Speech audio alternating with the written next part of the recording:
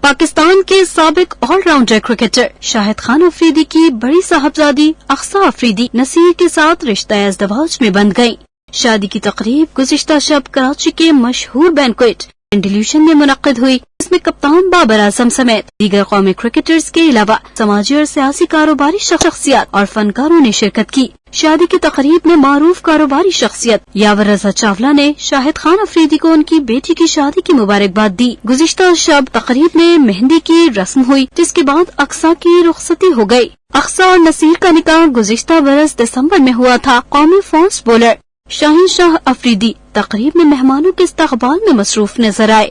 گزشتہ شب ہونے والی تقریب میں سری لنکا کے خلاف سیریز کے لیے کراچی میں لگنے والے قومی ٹریننگ کیمپ میں شریک کھلاڑیوں نے خاص طور پر شرکت کی۔ تقریب میں بابر اعظم، محمد رضوان، امام الحق، شان مسعود، سرفراز احمد، حسن علی، عامر جمال اور اعظم خان شریک ہوئے۔